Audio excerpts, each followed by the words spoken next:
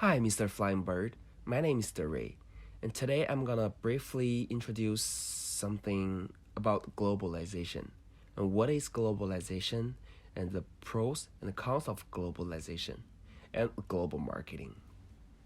First of all, what is globalization?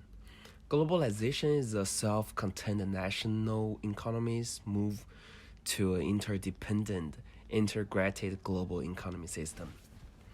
For example, multinational corporations operate on a global scale, with state-led offices and branches in numerous locations.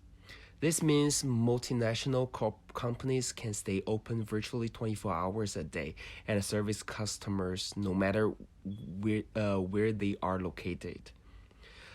And also, another example, some automobiles use parts from other countries. A car being assembled in the United States may import parts from Japan, Germany, or Korea.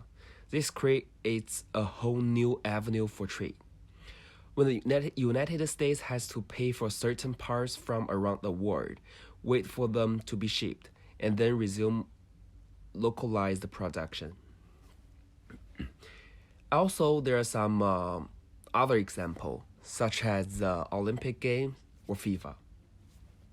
Next, let me talk about some pros and cons of globalization.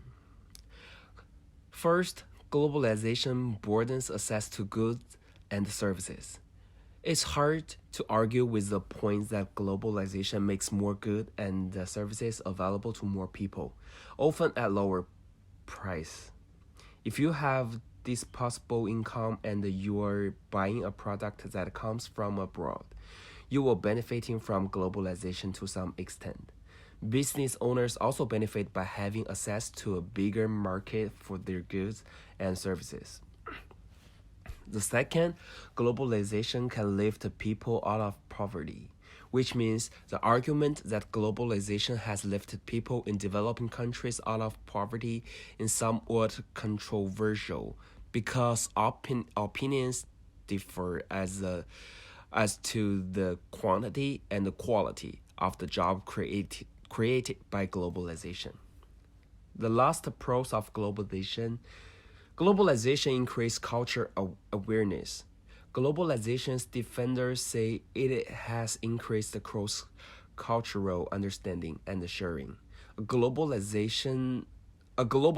society boosts the rate at which people are exposed to the culture, attitudes, and values of people in other countries. Okay, let's move on. Now it's cons now.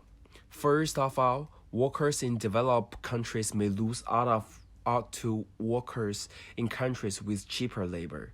Globalization increases the returns to capital in rich countries like the US and decreases the returns to labor in those same countries.